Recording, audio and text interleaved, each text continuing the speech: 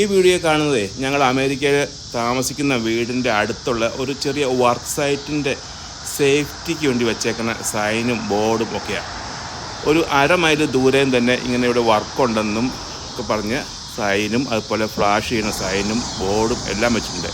Even നടക്കണ വാക്ക് വരെ block ചെയ്തിട്ട് അതിന് പോലും എഴുതി വെച്ചിട്ടുണ്ട് വാക്ക് വേ ബ്ലോക്ക്ഡ് ആണെന്നും. അതുപോലെ പ്രൈവറ്റ് പ്രോപ്പർട്ടി എന്നുള്ള എൻട്രൻസിനും ഇതുപോലെ തന്നെ ബാരലും അതുപോലെ സൈനും ഒക്കെ വെച്ച് അത് ബ്ലോക്ക് ചെയ്തിട്ടുണ്ട് ഈ വർക്ക് സൈറ്റിലേക്ക് വണ്ടികൾ പാർക്കിംഗ് ലോട്ടിൽ നിന്ന് ഇറങ്ങാതിരിക്കാൻ വേണ്ടിയിട്ട്.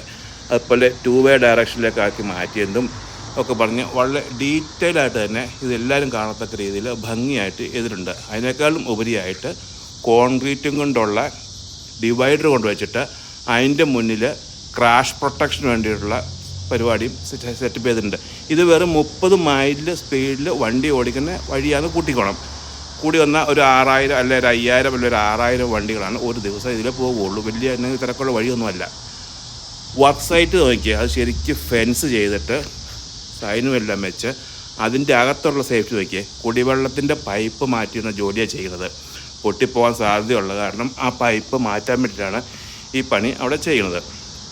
വിൻ്റർ ആകുമ്പോഴത്തേനും തണുപ്പ് കൂടുമ്പോഴത്തേനും ഇരുമ്പിൻ്റെ പൈപ്പ് പൊട്ടും. അങ്ങനെയുള്ള പ്രശ്നം ഉണ്ടാകാതിരിക്കാൻ വേണ്ടി ചെയ്യുന്ന പ്രിവെൻറ്റീവായിട്ടുള്ള പണിയായി ചെയ്യുന്നത്. അതിൻ്റെ 2 സൈഡിലും ആ കിടങ്ങിന് 2 സൈഡിലും ഇരുമ്പിൻ്റെ ഭിത്തി പോലെ ഇറക്കിയിട്ട് ആ ഭിത്തി ഇടിഞ്ഞ് ആൾക്കാർക്ക് അപകടം ഉണ്ടാകാതിരിക്കാൻ വേണ്ടിയിട്ട് ചെയ്തേക്കുന്ന ആ പ്രൊട്ടക്ഷൻ നമ്മളിപ്പോൾ കാണുന്നത്.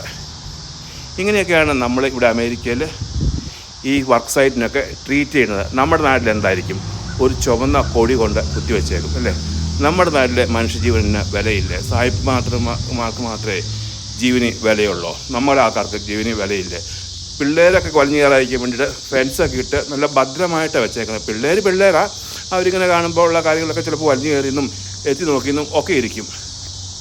അവിടെ സംഭവിക്കാൻ വേണ്ടിയിട്ടാണ് ഇങ്ങനെയൊക്കെ ചെയ്തേക്കുന്നത്.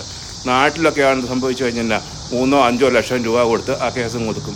ഈ കൊച്ചിൻ്റെ ജീവിതത്തിന് 3 ലക്ഷം രൂപയിൽ നിന്ന് ആരാ കണ്ടുപിടിച്ചത്? അവനെന്തുകൊണ്ടൊരു പെപ്സിയുടെ CEO ആയിക്കൂടാ? അവനെന്തുകൊണ്ട് ഗൂഗിളിൻ്റെ CEO ആയിക്കൂടാ? അവൻ എത്രയോ $1 മില്യൺ അവകാശത്തിന് വേണ്ടി ജോലി ചെയ്യാൻ മാത്രം കഴിവുള്ളൊരു പയ്യനായിക്കൂടാ?